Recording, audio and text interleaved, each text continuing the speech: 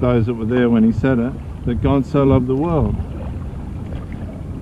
that he gave his only begotten Son, that whosoever should believe in him shall not perish, but have everlasting life.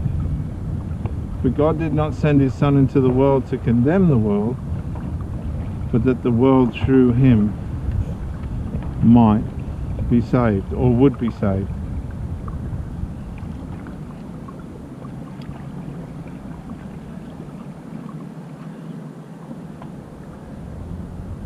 And then we have the great question from Peter, James and John about the temple and it being destroyed. And they ask him, when will these things be? Or what will be the sign, if I can remember rightly, about when these things are going to take place? And Jesus answers and says,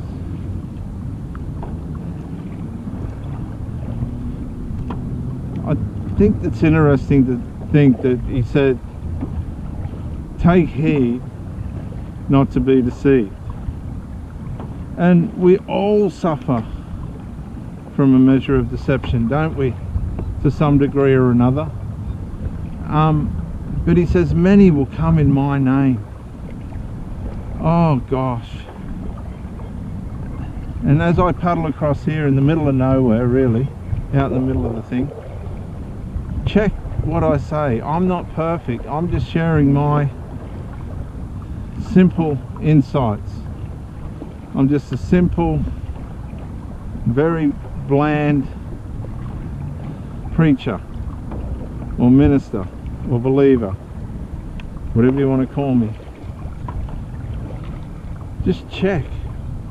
Do your research on everything that you hear. Check it.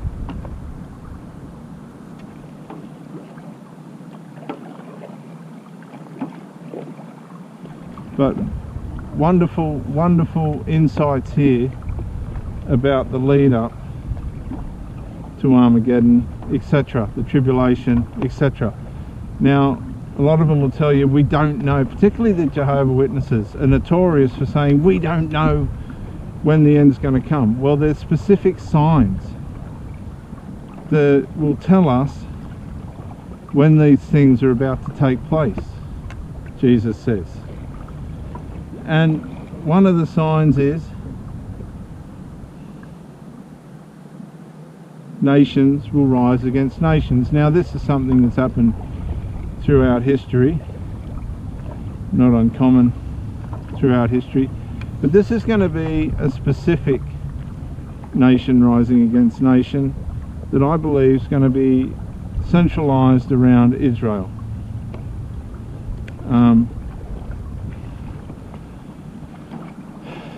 The nations are going to battle to either try and destroy or protect Israel.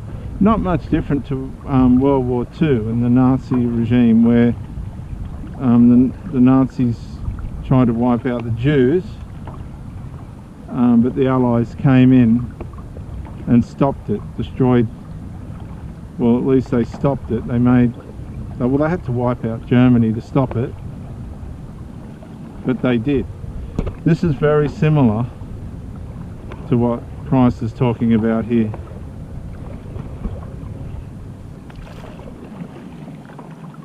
There'll be earthquakes and famines, troubles, but that's only the beginning of the sorrows. That's only the beginning. So these specific signs, which we'll know about through the media, are letting us know the lead up to the tribulation and Armageddon.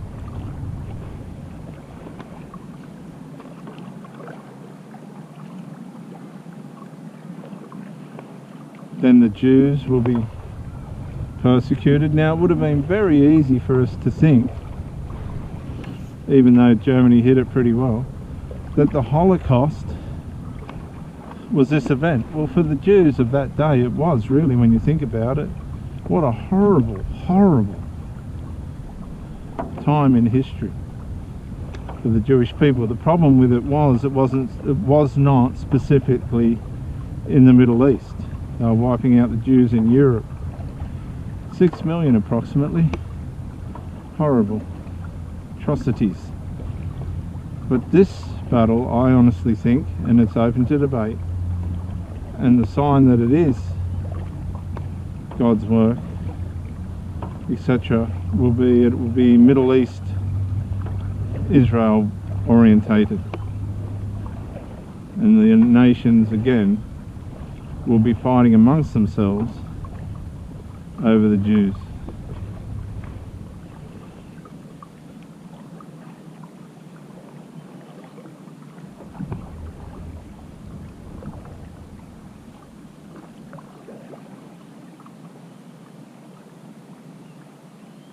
See, whatever's going to happen, it's going to be Jewish related. There's going to be some kind of assault on Israel. And Jesus says, look, honestly, with all this going on, many of you are going to get killed and all the rest of it. I think he says in Luke, do not meditate beforehand what you will answer or say, because I will give you a mouth with wisdom that even your adversaries will not be able to contradict or resist.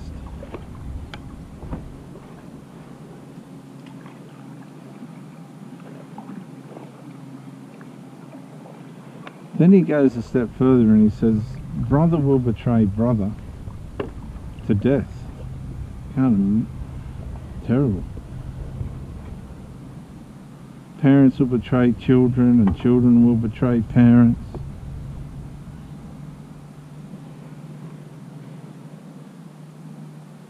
And then he says, you'll be hated for all for my name's sake. Now the Christians try and apply that to themselves, but it's more specific to the Jews.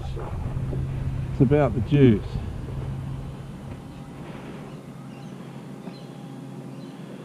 But he says, he who endures till the end shall be saved. Now endures what? Well, as a Christian, basically all you got to endure is your testimony towards Christ. I believe in Christ, full stop, blah blah blah, and that's it.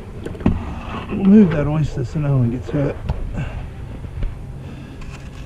And I don't think that's all that hard, but it's easy to say. I guess if you've got a knife at your throat or a gun at your head and the person asks you, do you still believe? And if you do, we're going to slit your throat or we're going to shoot you in the head. It may not be so easy then. But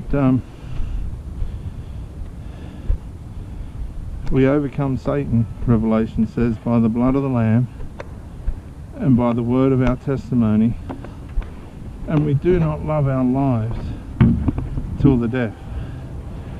Well, it's easy to say that, but actually carrying it out is another thing. You've got all this Jehovah Witness trouble in Russia at the moment, where they're defying the Russian government.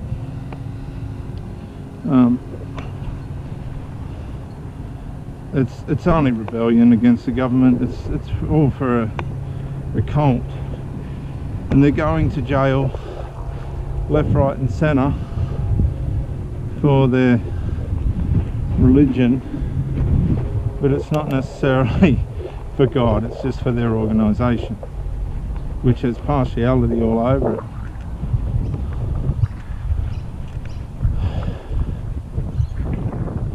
Then he mentions in this timeline leading up to the end, or the Battle of Armageddon, culminating in Christ's second advent, post-rapture, which means this isn't going to be applicable to Christians because the Christians will be taken out, but post-rapture there'll be an abomination of desolation, and this is when Antichrist sets up his kingdom,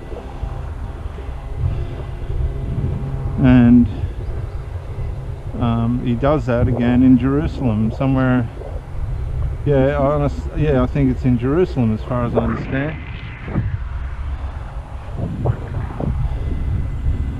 Just get round here. So there's another sign. This great world leader will promise peace and will be assassinated in front of the world, which obviously means he'll be assassinated. Let's get out of this wind. On TV or something like that, he'll be assassinated, and then he will rise from the dead. He will rise from the dead, imitating what Christ did. Good day, mate. How you going? That's it. Poker face sun on the leg. yeah. You too, brother. And what this will do when this guy rises from the dead, it will have such an impact on the world. It'd be like JFK rising from the dead. Not that he did. Hello. Not that he did, but it'd be similar to that kind of impact.